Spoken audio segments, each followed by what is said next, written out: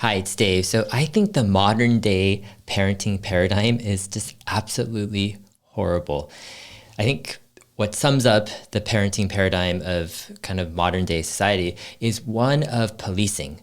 And parents are often trying to force their kids to behave a certain way, to do this or not do this, and not to go wild. And it's almost like parents think that if they don't police their kids will turn into wild animals, right? And destroy the house or go crazy. And parenting ends up being so tiring and so exhausting. And it's kind of like the cultural norm that parents are exhausted, right? And that parents have a right to vent and to feel exhausted. And there's a second half, and this actually, the first half leads to the second half of the parenting paradigm, which is wanting freedom to be without the kids for certain parts, right, of your day or week. And so thus, parents tend to send their kids off somewhere to school or to a babysitter or to grandparents, somewhere, anywhere, right, to get their kids out of the house so the parents can get recharged and relaxed. And some parents just wait for their kids to go down to sleep so they can have, right, some rest time on their own.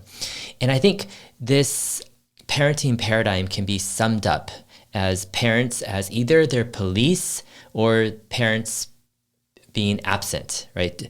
Meaning they're absent from their kids so they can relax. So it's this combination. You're either like in a police uniform as parents with your kids, trying to force them to behave something, or without the kids, you just kind of relax and, try to get your bearings again.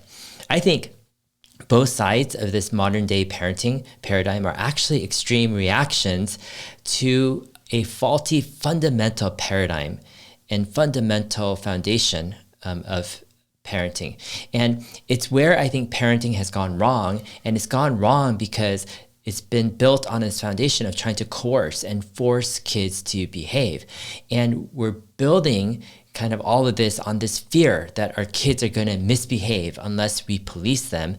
And thus, parents are building or have built a reliance on rules and punishment as like the stick, right, to force behavior. And also parents use the carrots or rewards as certain bribes to force behavior too. I think a lot of the modern day parenting actually might be borrowed from the classroom. See, teachers often struggle with classroom management, and thus they set up strict guidelines in their classrooms. For example, with 30 kids or 35 kids, if kids fall out of line and don't meet those strict guidelines, they get consequences handed down to them in forms of punishment. And this is taught as to be the only way or the only practical way really to manage a large class of young students. And it probably could be actually right the right way to manage a group of large, let's say, elementary school students. I mean, without, right, punishment and without all these rules, how are you going to manage, right, high energy 30, 35 kids in a classroom? However, I think the fault is when you apply that type of thinking to the household and into your family without question. You just say, oh, that's the way it's done, right? Where you need rules, you need guidelines, you need punishment, you need to be strict, right? You need to be like this teacher. And that's where we get parents who feel like the teacher, who is just completely exhausted from trying to manage, right, the classroom of their family and trying to keep their kids in line. I think personally, there's a much better foundation to parenting. And it's a model where we base parenting off of a completely different paradigm, not that of a police, right, or a teacher managing a large classroom, but rather we approach parenting with kind of a model of a friend. Now, I think if we take a step back, a friend, I'm not saying just any friend, but let's say this friend knows better than, let's say, the child. The friend has a lot more experience than the child. And let's say, here's the thing.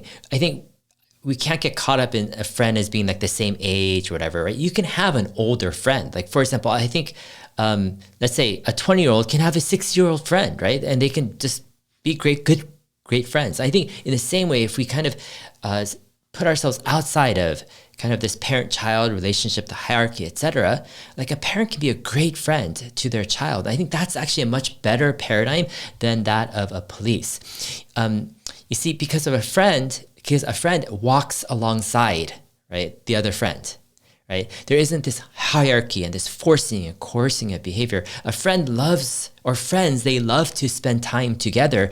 They love to play together, right? And it's in that process of playing and spending time together with each other that, let's say, the more experienced friend, the wiser friend, right, teaches and coaches the other friend. And the wiser, let's say, more experienced friend helps the other friend to make better decisions because he cares for that person. In other words, I think parents are actually, or parents should be actually the ultimate friend, right? And that is kind of this new paradigm of parenting that I'm kind of presenting here, trying to, remove ourselves from the old kind of shackles of this policing, teacher, classroom management type of parenting, and moving into what I call the ultimate friend kind of parenting. Now, if you rebuild a parenting model from the idea that you're the ultimate friend for, let's say, your child or your children, I think you're going to find parenting to be very, very liberating. No longer is it a chore and parenting is policing, right? Your kids all day and just being completely exhausted at the end of the day. It's no longer that. It's no longer, let's say, after you police them, then you just want to get away from your kids just to have your own time. Rather than that type of policing and running away, I think you can build a relationship. You can build a parenting model that's built off of relationship. And it's about the journey and the process. It's about being amazed and in awe of how good friends parents and kids can become. And as a parent, you explore the depth of trust and intimacy and love between, let's say, you and your kids. You start to explore and create and have adventure, and your kids become like your best friends, and you start to form a relationship and an intimacy that is completely mind-boggling. I mean, that's kind of the story of my parenting journey. I never imagined like my relationship with my kids, like they're only 3 and 6 right now, but it could be one of best friends. It can be one of just deep trust and love and intimacy, of companionship and co-adventurers in life.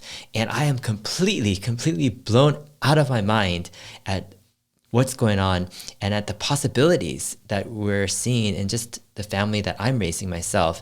And I think it all starts with rethinking, like, what is parents? Or what is parenting, right? And what is the parent-child relationship? How should it be formed?